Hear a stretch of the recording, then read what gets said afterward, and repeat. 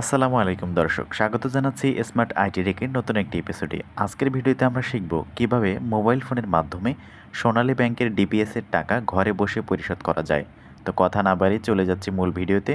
তার আগে বলছি, দয়া করে অবশ্যই চ্যানেলটি সাবস্ক্রাইব করুন এবং পাশে থাকা বেল আইকনটি বাজিয়ে দিন।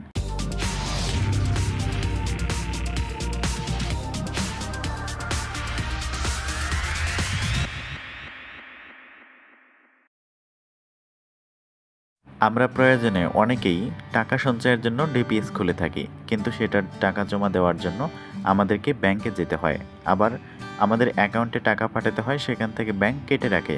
কিন্তু আজকে এমন একটি বিষয় আপনাদের সাথে শেয়ার করব, যেটার মাধ্যমে আপনারা ব্যাংকে যাওয়ার কোনো প্রয়োজন নেই।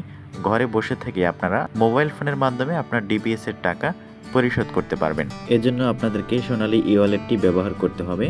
গুগল প্লে স্টোর থেকে অ্যাপসটি ইনস্টল করবেন এবং রেজিস্ট্রেশন করবেন। যারা এখনও সোনালী ব্যাংকের গ্রাহক কিন্তু ই ওয়ালেটটি ব্যবহার করেন না, তাদের জন্য ডিসক্রিপশন বক্সের লিঙ্ক দেওয়া রয়েছে, আপনারা চাইলে দেখে নিতে পারেন কিভাবে এটিকে ব্যবহার করতে হয়। এরপরে আপনারা এটি লগ ইন করবেন। লগ ইন করার পর জাস্ট এরকম দেখবেন, এখান থেকে আমি ব্যালেন্সটা দেখে নিচ্ছি 533 টাকা 78 পয়সা। তারপরে এটা হলো আমার ড্যাশবোর্ড। এখান থেকে এই যে ডিপিএস অ্যান্ড এফডিআর লেখা রয়েছে, এই অপশনটিতে যাব, ডিপিএস ইনস্টলমেন্ট এটাতে যাব। তো এখানে ডিপিএস অ্যাকাউন্ট নাম্বারের জায়গায় আমার যে ডিপিএস অ্যাকাউন্ট নাম্বার রয়েছে আমি সেটি দিচ্ছি। আপনারা আপনাদের ডিপিএস অ্যাকাউন্ট নাম্বারটি এখানে দেবেন এবং নিচে সিলেক্ট ডিপিএস ইনস্টলমেন্ট, অর্থাৎ কতটি কিস্তি পরিশোধ করতে চাচ্ছেন বা জমা দিতে চাচ্ছেন সেটি আপনারা লিখবেন। তো আমি একটি দিয়ে দেখাচ্ছি। ভিউ ইনফোতে গেলাম, এখানে দিয়ে বিস্তারিত তথ্যগুলো দেখতে পাচ্ছি। এবার ওকে বাটনটি প্রেস করব এবং সব কিছু ঠিকঠাক থাকলে এবারে পেমেন্ট অপশনে ক্লিক করব। এরপর দুটি অপশন আসছে, দেখুন payment from account, payment from wallet. আপনার ব্যালেন্স যদি অ্যাকাউন্টে থাকে, ব্যাঙ্ক অ্যাকাউন্ট থেকে সরাসরি পেমেন্ট করতে চাইলে এখান থেকে জাস্ট ওকে দিবেন। তো আমি এটা দিয়ে দিচ্ছি এবং আপনি চাইলে আপনার ওয়ালেট থেকে ট্রান্সফার করতে পারেন। এরপর পিন নাম্বার দেবেন। পিন নাম্বার দেওয়ার পরে সাবমিট দিবেন।